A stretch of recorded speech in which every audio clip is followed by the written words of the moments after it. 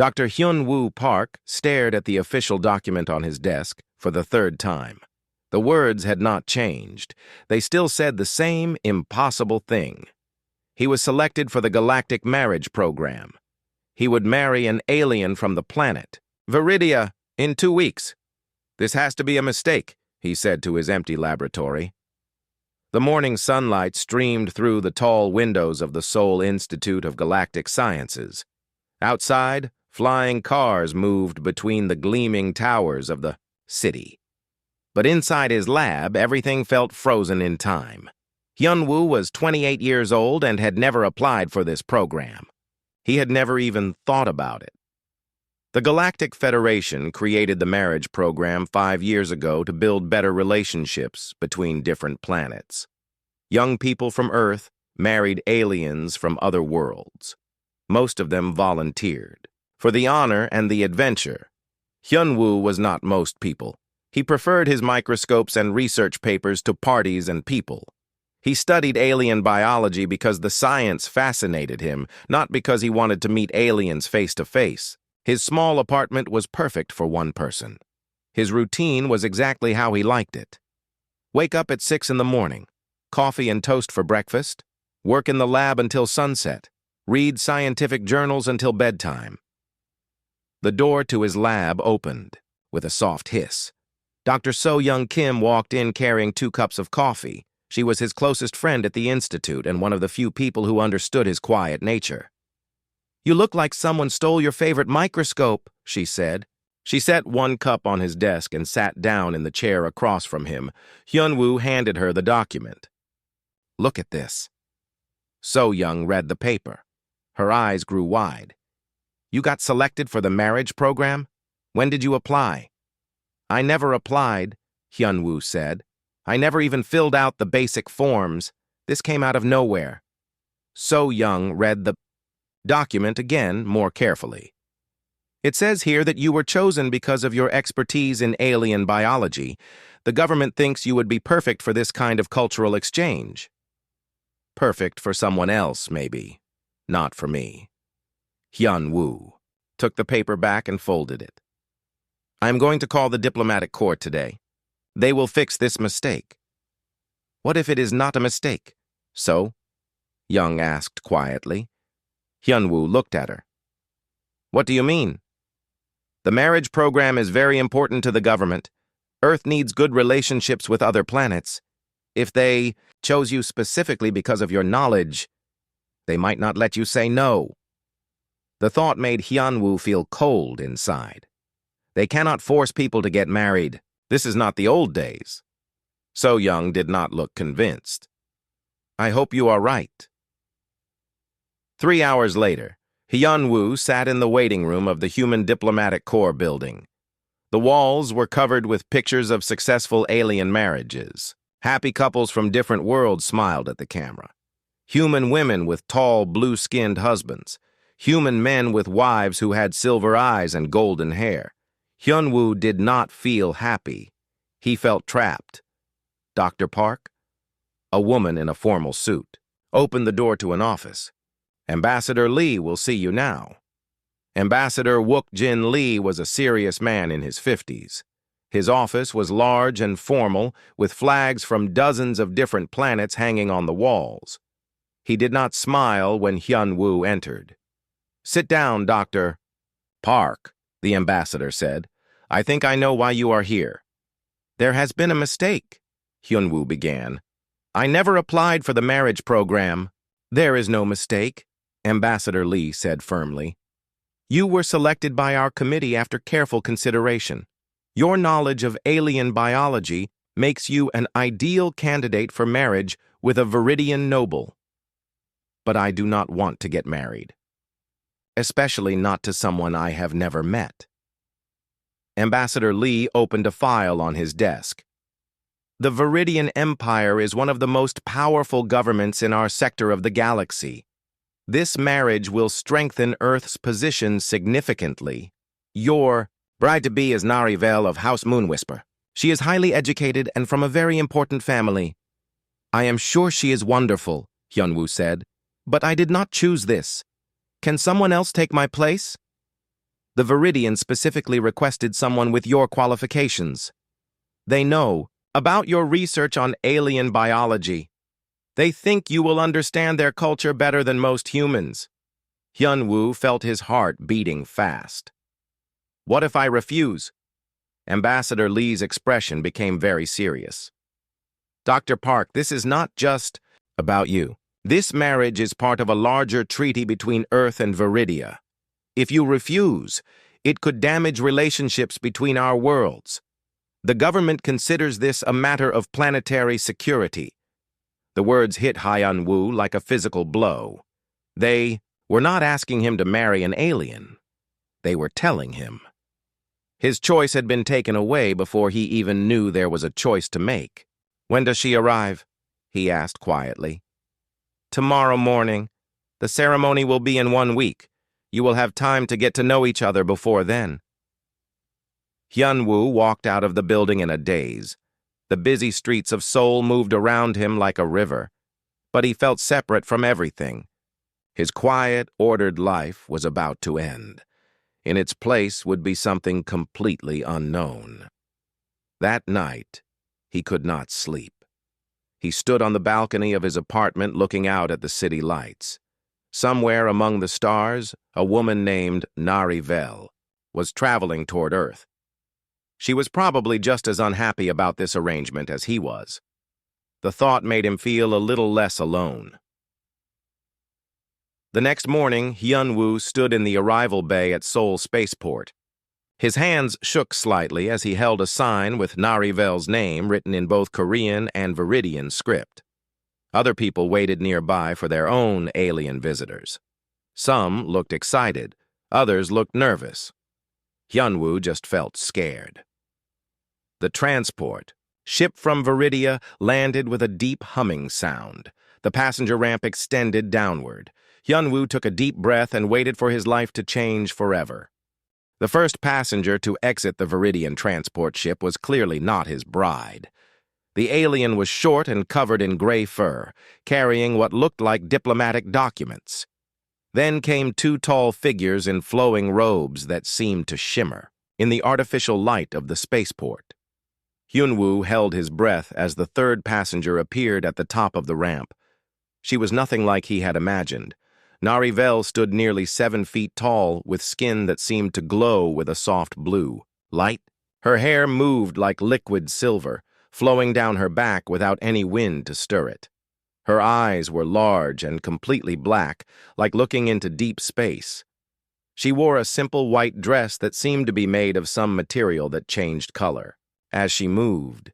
She was beautiful in a way that made Hyun-woo forget to breathe. But as she walked down the ramp, he could see something was wrong. Her shoulders shook slightly. Her head was turned down toward the ground. When she reached the bottom of the ramp and saw him holding the sign, she stopped walking completely. For a moment, they just looked at each other across the busy spaceport. Then Narivel did something that shocked everyone watching. She began to cry. Not the quiet tears of sadness, but deep, painful sobs that seemed to come from somewhere very dark inside her. Her tall frame folded in on itself as she sank to her knees right there on the metal floor of the spaceport. Hyun-woo dropped his sign and ran to her. He did not think about what people would say or how strange it looked. He just knew that someone was in pain and needed help. "Are you hurt?" he asked, kneeling beside her. "Are you sick?" Narivel looked up at him with those deep black eyes. When she spoke, her voice was soft and musical, but her Korean words were broken and hard to understand. "I am sorry," she said. "I am so sorry. I did not want this either. They made me come. I did not choose you and you did not choose me, and now we are both trapped." Something inside Hyun-woo's chest twisted. She was just as scared and upset as he was, maybe more. "It is okay," he said gently. "We will figure this out together." He helped her stand up. She was much taller than him, but she felt fragile, like she might break if he held her too tightly. Her skin was warm and seemed to vibrate slightly under his touch. "My name is Hyun-woo," he said. "Can you understand me?" She nodded. "Yes. I studied your language for 6 months before coming here, but it is hard to speak when I am scared." "You do not need to be scared of me," Hyun-woo said. "I promise I will not hurt you." They rode back to his apartment in silence. Narivel sat very still in the passenger seat of his small car, looking out at the city with wonder and confusion. Everything on Earth was probably different from her home world. When they reached his apartment building, Narivel had trouble walking. She stumbled twice going up the stairs, and her blue glow seemed to be getting dimmer. "Something is wrong," she said when they reached his door. "I feel very sick." Hyun-woo quickly opened the apartment and helped her to the couch. As soon as she sat down, every electronic device in the room started making strange noises. His television turned on and off by itself. His computer screen flickered with random colors. Even his coffee maker began beeping wildly. "What is happening?" Hyun-woo asked. Narivel looked embarrassed. "I am sorry. My people have electricity in their bodies. When we are upset or sick, it gets stronger. I cannot control it right now." Hyun-woo stared at her. This was exactly the kind of thing he studied in his research, but seeing it happen in his own living room was completely different. "Does it hurt you?" "Not usually. But everything here feels wrong. The air tastes strange. The sounds are too loud. Even the light from your sun makes my skin burn." She wrapped her arms around herself. "I think I am dying." "No," Hyun-woo said firmly. "You are not dying. You are just having trouble adjusting to Earth's environment. This is normal for aliens who come here for the first time." He went to his computer, which was still flickering, and managed to pull up some of his research files. "Look, I study alien biology. Different planets have different atmospheres, different magnetic fields, different types of radiation. Your body is trying to adapt." Narivel looked at the computer screen with interest. "You study my people?"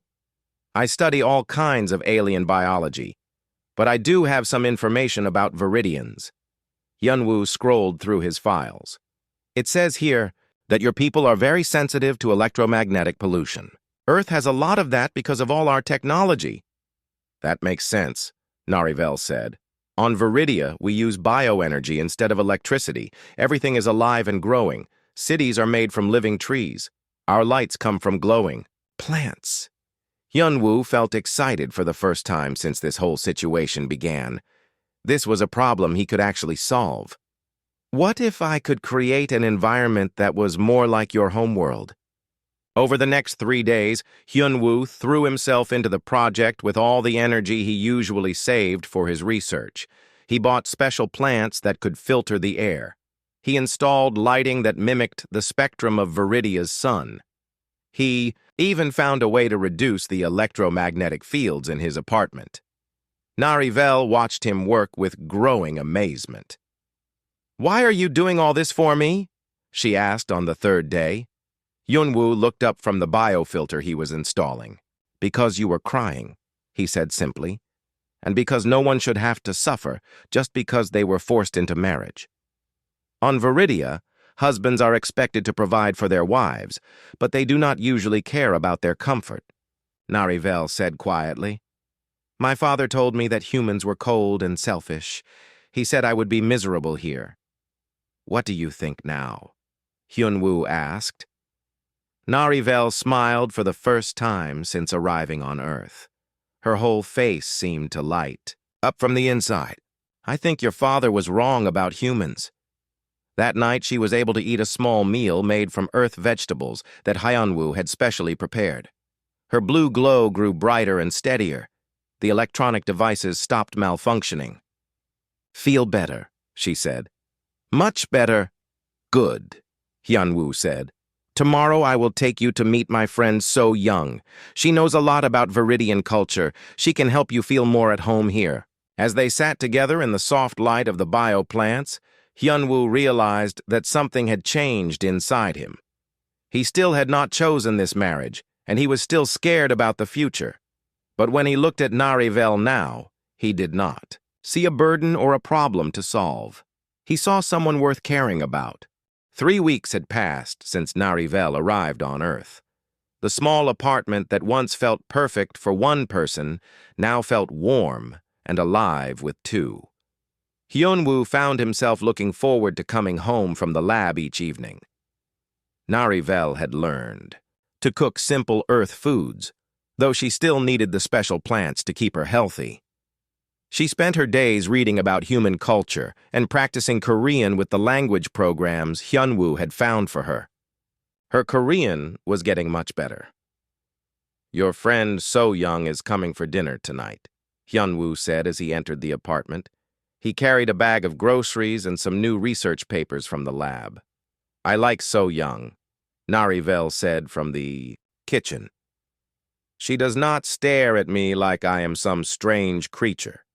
She talks to me like I am a normal person." Hyunwoo smiled. So-young had indeed become Narivel's first real friend on Earth. She visited often and had helped Narivel understand many things about human customs that confused her. "What are you reading today?" Hyunwoo asked, noticing a book on the table. "Stories about Earth's oceans," Narivel said. "On Viridia, we have no large bodies of water, only small lakes and rivers. I would love to see your ocean someday." "Can take a trip to the coast next weekend if you want," Hyunwoo offered. Narivel's face lit up.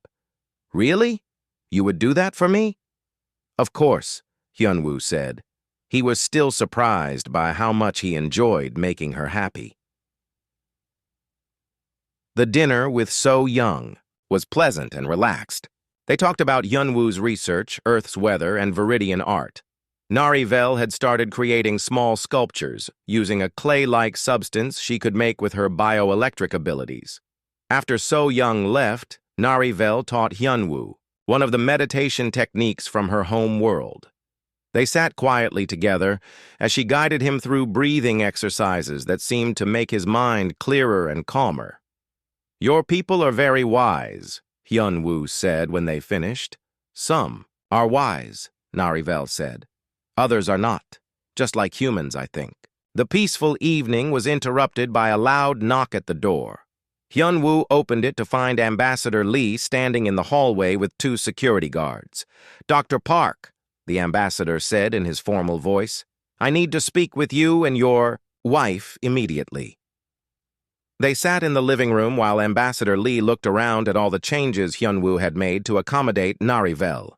His expression was serious and worried. "There have been some developments in the situation between Earth and Viridia," he began. "Our intelligence services have discovered something troubling about the marriage program." Hyunwoo felt his stomach tighten. "What kind of developments?" "We believe the Viridian government is using the marriage program to gather information about Earth. The alien spouses are expected to report on our military capabilities, our technology, and our weaknesses." Narivel made a small sound of distress. "That is not true," she said. "I would never do such a thing." Ambassador Lee looked at her carefully. "What exactly were you told about your mission here?" "Mission?" Narivel looked confused. "I was told I was being married to strengthen relationships between our worlds, nothing more. Did anyone ask you to observe Earth's defenses or report back about human technology?" "No," Narivel said firmly. "My family wanted me married to form political connections. That is all." Ambassador Lee did not look convinced. "Dr. Park, we also have concerns about your research. Your studies on alien biology could be very valuable to potential enemies. We need you to hand over all your files on Viridian physiology." "Why?" Hyunwoo asked. "The military wants to study possible weaknesses in Viridian biology. If there is ever a conflict between our worlds, we need to be prepared." Hyunwoo felt cold inside. "You want me to help create weapons that could hurt my wife's people?"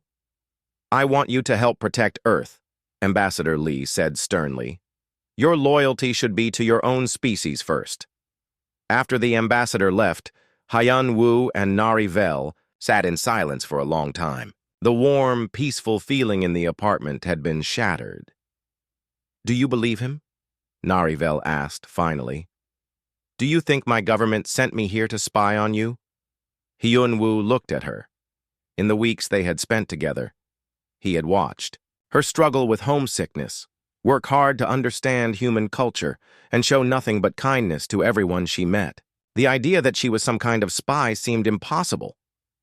"No," he said. "I do not believe you are a spy.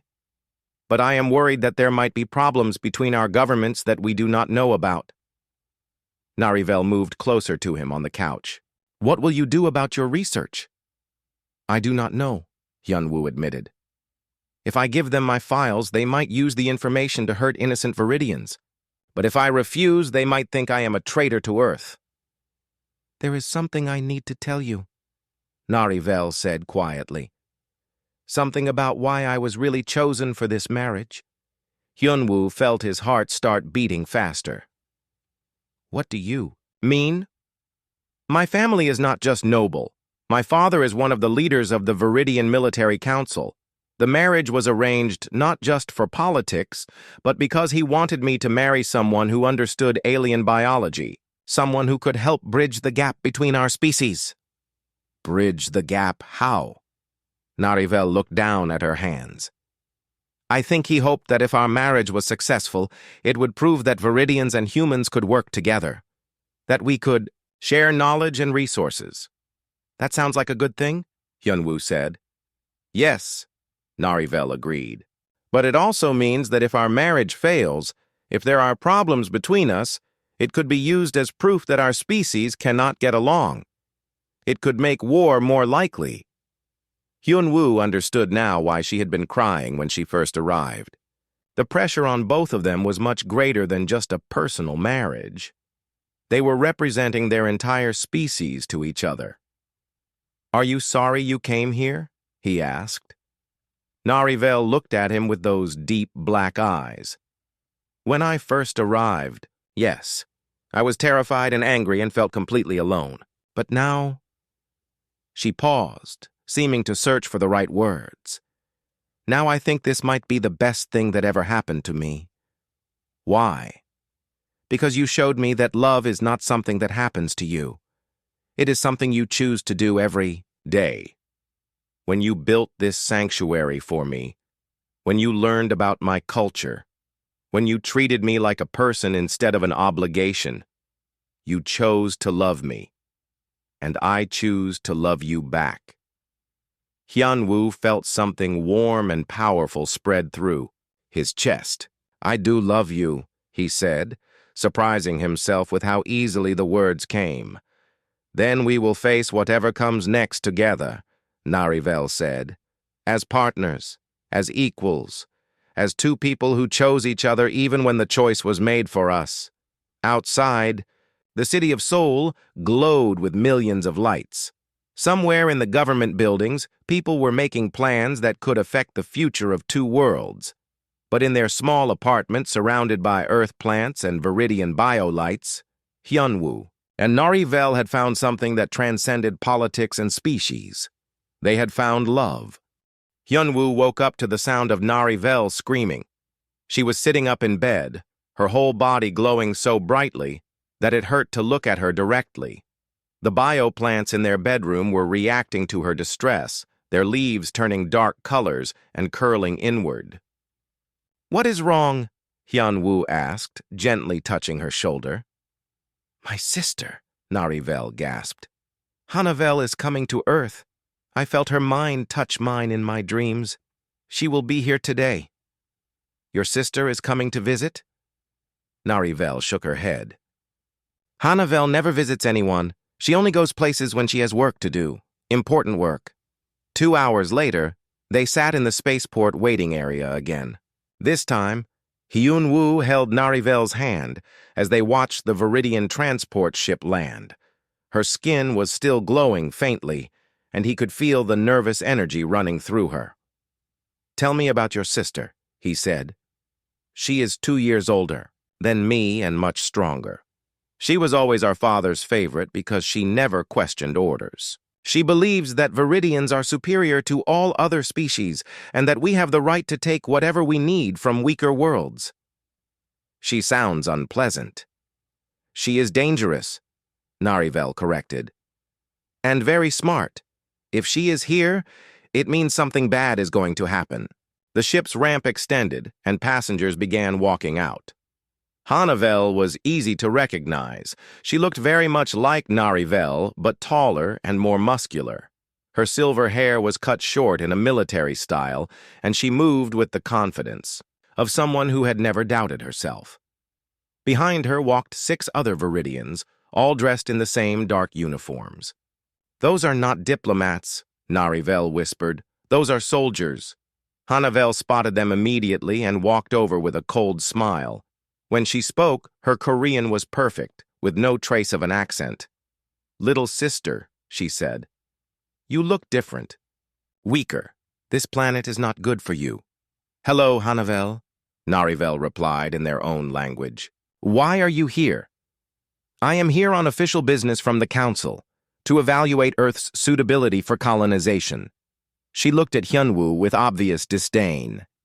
"And to check on your progress with your assignment." "What assignment?" Hyunwoo asked. Hanavel laughed. "Did she not tell you? Narivel was supposed to evaluate your military defenses and technology. She was supposed to identify the best locations for our forces to land when we take control of this world." Hyunwoo felt like he had been hit in the stomach. He looked at Narivel, hoping to see surprise or anger on her face. Instead, he saw guilt and shame. "It is true," Narivel admitted quietly. "I was given those orders before I left Viridia. But I never intended to follow them. I have not sent any reports home." "That is why I am here," Hanavel said. "Father was concerned when you stopped communicating. He sent me to complete your mission and bring you home for punishment." "I am not going anywhere," Narivel said, standing up. "Earth is my home now." Hanavel's expression turned dangerous.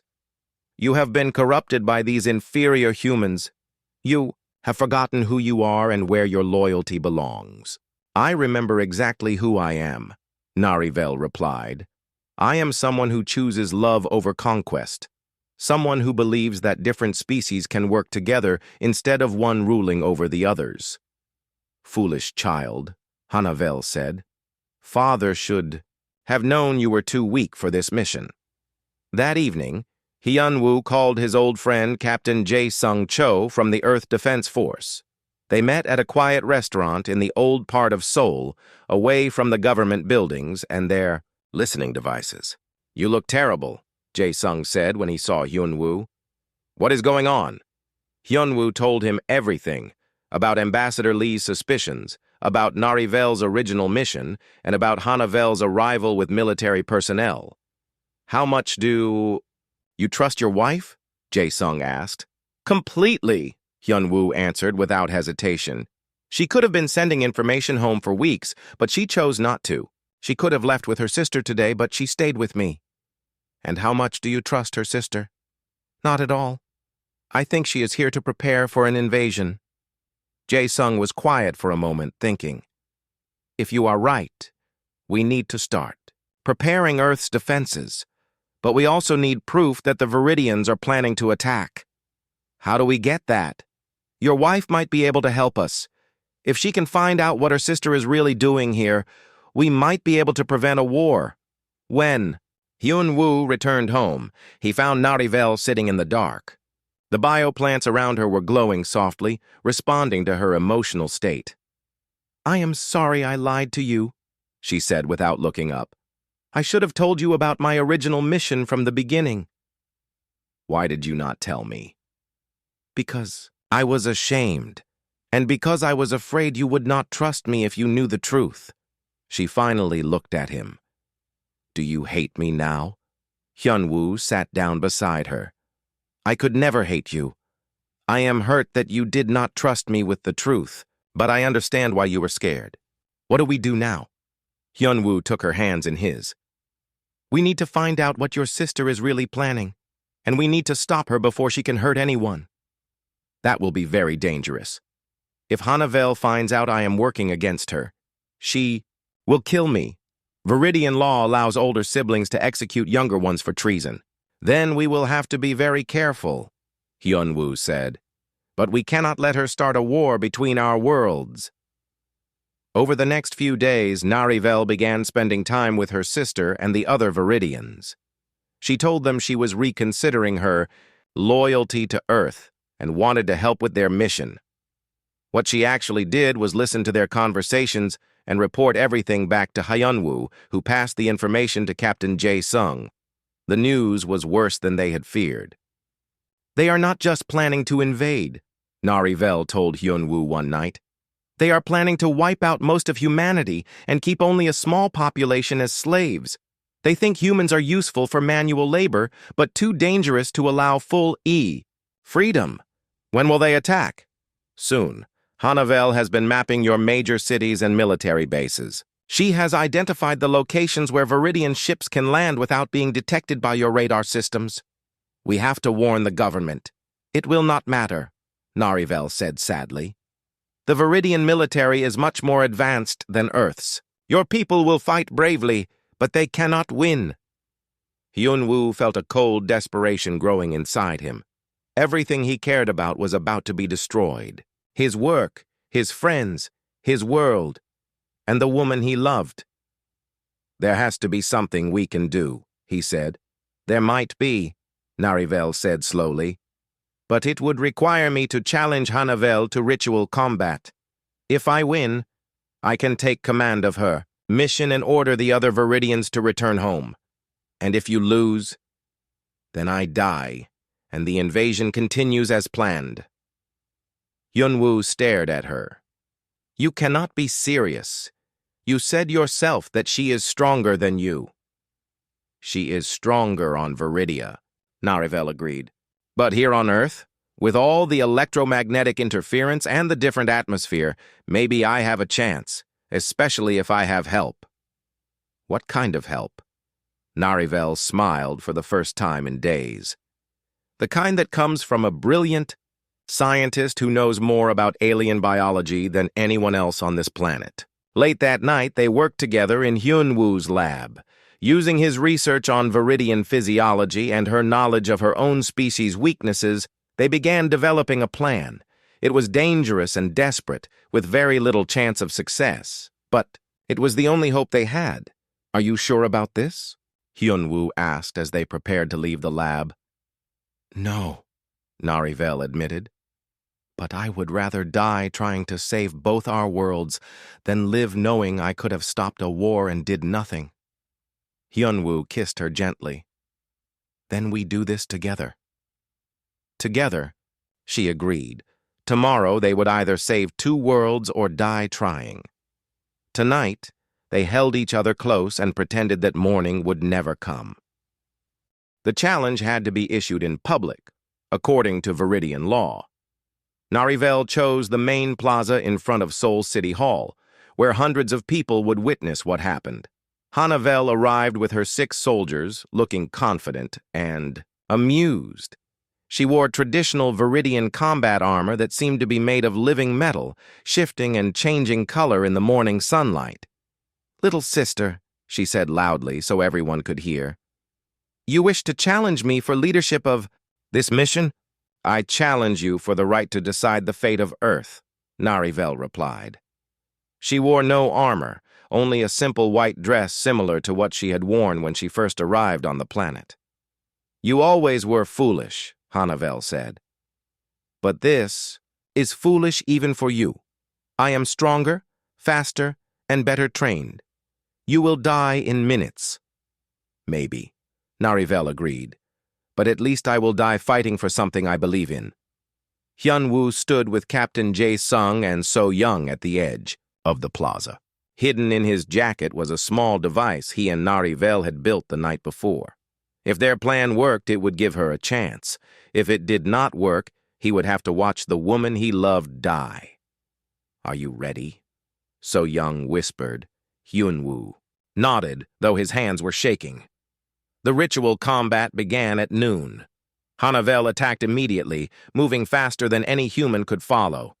Her armor allowed her to hit with incredible force while protecting her from damage.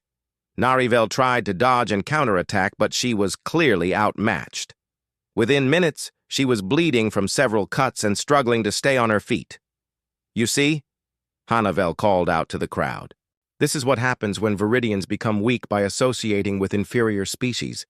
She cannot even defend herself properly." But Hyunwoo had studied the combat carefully. He was waiting for the right moment. It came when Hanavel paused to deliver what she thought would be the final blow. As she raised her weapon, Hyunwoo activated the device. The machine sent out a pulse of electromagnetic energy tuned specifically to disrupt Viridian bioelectric fields. For most Viridians, this would have been painful, but not dangerous. But Hanavel was wearing armor that amplified her natural abilities. When the pulse hit her, the feedback was overwhelming. She screamed and staggered backward, her armor crackling, with uncontrolled energy. Narivel did not waste the opportunity. She gathered all her remaining strength and attacked her sister with everything she had. The fight was over in seconds. Hanavel lay unconscious on the ground, her armor smoking and useless. Narivel stood over her, exhausted but alive. "By the laws of our people," she announced to the other Viridians, "I now command this mission.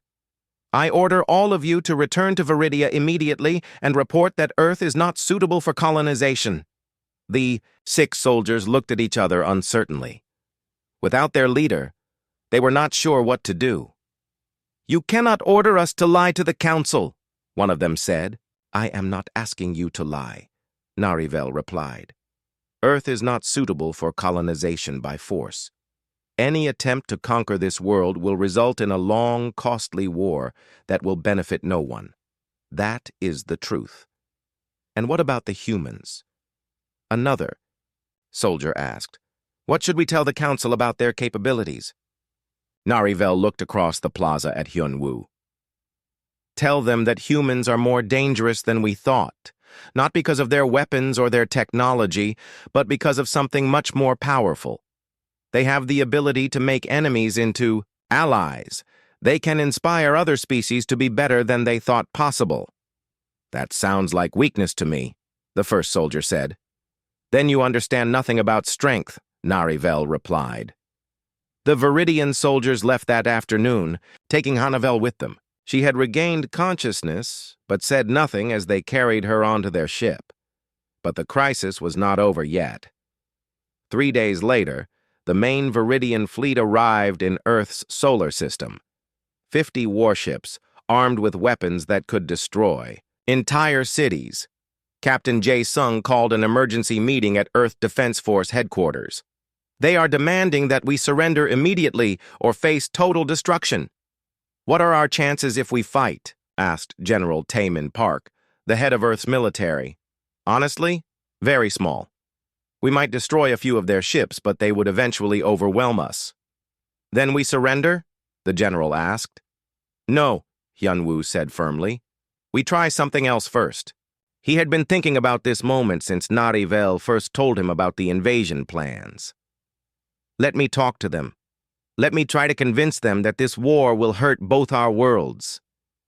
"You?" General Park looked skeptical. "You are a scientist, not a diplomat. But I am married to one of them, and I understand their culture better than anyone else on Earth." The communication with the Viridian fleet commander was tense. Admiral Kekvar appeared on the screen as a massive, intimidating figure with scars covering his face and arms. "Humans," he said in perfect English. "You have corrupted one of our nobles and turned her against her own people. You will surrender now, or we will destroy every city on your planet." "Admiral," Hyunwoo replied calmly, "before you attack, I would like you to speak with some of your own people." "What do you mean?" "The soldiers who returned from Earth yesterday, ask them what they learned here." There was a long pause. Then Admiral Kekvar nodded to someone off-screen. A few minutes later, one of Hanavel's former soldiers appeared next to the admiral. He looked nervous but spoke clearly. "Sir," the soldier said, "I must report that the humans are not what we expected. They are not weak or easy to conquer." "Explain," the admiral ordered. "They have something we do not understand, sir. They have the power to change people. The human scientist who married Narivel, he could have used her for information or treated her badly. Instead, he cared for her and helped her become stronger. And she changed too, from someone who followed orders without question to someone who thinks for herself." "This sounds like weakness to me," Admiral Kekvar said. "No, sir," the soldier replied. "I think it might be the greatest strength in the galaxy." Hyun-woo leaned forward. "Admiral, what if I could prove that cooperation between our species would benefit both worlds more than conquest?" "How?" "Give me 1 month. Let some of your people come to Earth not as invaders, but as guests. Let them see what we have built. Together, if they are not impressed, you can still attack." Admiral Kekvar was quiet for a long time. "And what guarantee do I have that this is not a trick to buy time for your defenses?" "You have my word," Hyun-woo said, "and the word of my wife, who is still loyal to her people even though she chooses to live among humans." Narivel stepped into view of the camera. "Father chose well when he selected this human for me," she said in the Viridian language. "He has honor and wisdom.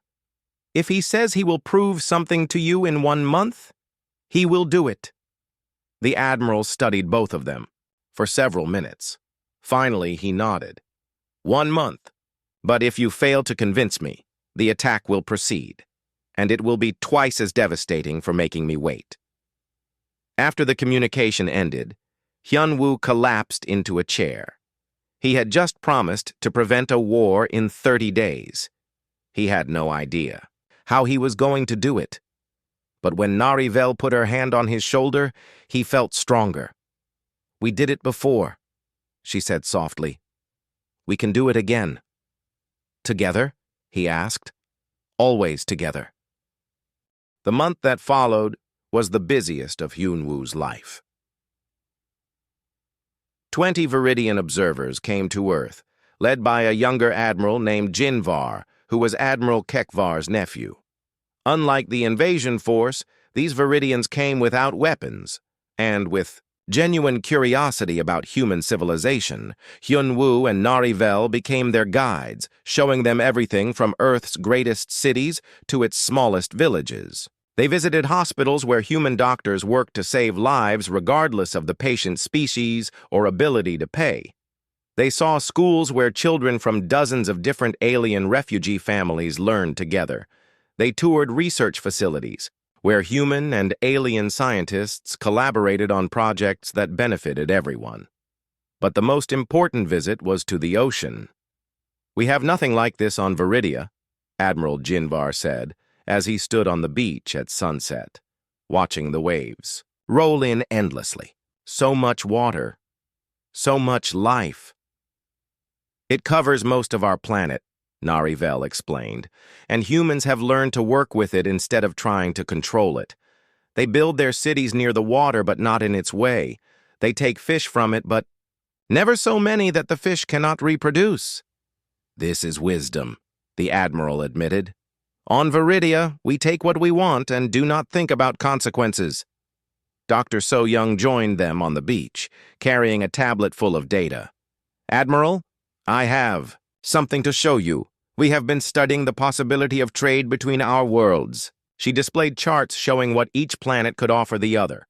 Earth had abundant water and diverse plant life. Viridia had advanced biotechnology and rare minerals. Instead of one world conquering the other, they could both prosper through cooperation. "Your people could help us develop better medicine," So-young explained. "Our people could help you restore the damaged environments on Viridia's outer colonies." "And the cultural exchange?" the admiral asked. "That would be the greatest benefit of all," Hyun-woo said. "Imagine what we could learn from each other. Imagine what we could accomplish together." On the 20th day of the month, something unexpected happened. 3 more alien species sent representatives to Earth, having heard about the negotiations between humans and Viridians. Captain Jae-sung brought the news to Hyun-woo and Nari-vel. They want to be part of whatever agreement we reach with Viridia. They are tired of being dominated by stronger species and want to try this cooperation idea for themselves. How many species? Nari-vel asked. The gentle ones from the Tau system, the rock people from the asteroid belts, and the cloud dancers from the gas giant planets. All of them have been conquered or threatened by the Viridian Empire at some point. Admiral Jinvar was fascinated by this development. They came here, on their own, without being invited or forced. They came because they heard that Earth was a place where different species could live together as equals, Hyun-woo explained. They want to see if it is true. And is it true? The Admiral asked. Hyun-woo looked around the conference room where they were meeting. Humans sat next to Viridians, who sat next to rock people, who sat next to cloud dancers. They were all working together on plans for trade, cultural exchange, and mutual defense.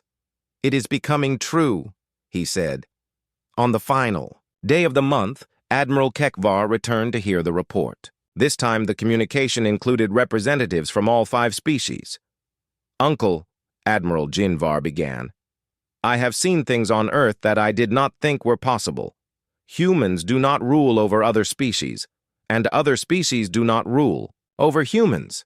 They work together because it makes all of them stronger. Show me, Admiral Kekvar demanded. For the next 2 hours, they presented evidence of what they had built together in just 1 month. Medical advances that could help millions of beings across the galaxy. Environmental restoration techniques that could save dying worlds. And most importantly, a model for how different species could cooperate instead of fighting.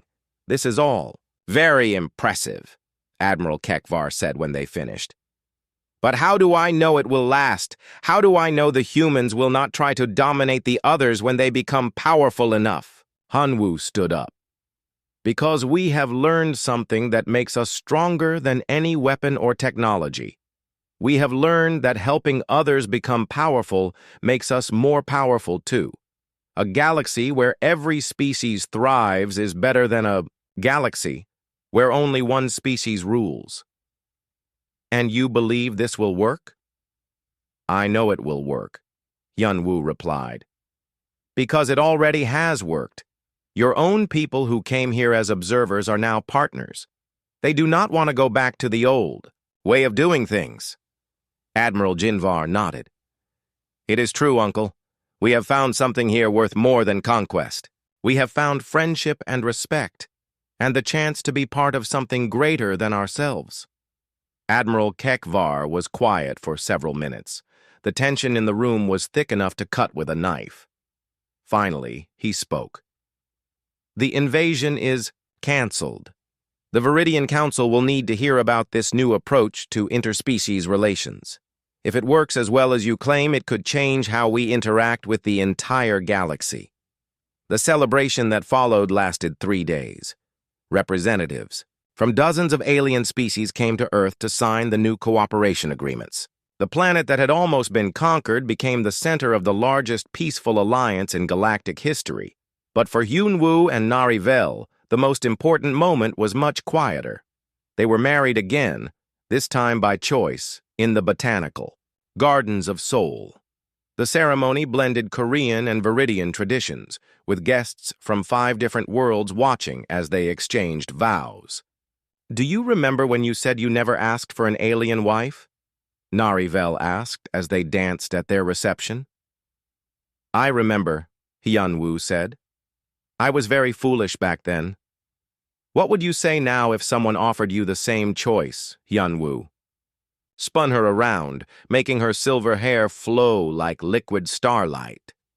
I would say that some of the best things in life are the ones we never thought to ask for. 5 years later, their twins were born. Little Hae-min and Soo-jin could breathe both. Earth's atmosphere and Viridia's, swim in Earth's oceans and survive in Viridia's bioelectric forests. They were living symbols of what was possible when different species chose cooperation over conflict. Hyun-woo had become the director of the Interspecies Research Institute, where scientists from 40 different worlds worked together to solve problems that affected everyone. Narivel served as Earth's ambassador to the Galactic Council, where she advocated for peaceful solutions to conflicts throughout the galaxy. But their favorite times were still the quiet evenings at home when they would sit together and watch their children play with toys that glowed with viridian biolight and moved according to human physics. "Do you ever wonder what would have happened if you had refused to marry me?" Narivel asked one evening. "Sometimes," Hyun-woo admitted. "But then I remember that the best changes in life happen when we stop running away from the unknown and start running toward it, even when it scares us, especially when it scares us." Outside their window, the city of Seoul sparkled with lights from a dozen different worlds. Ships from across the galaxy landed at the spaceport every day, bringing new friends, new ideas,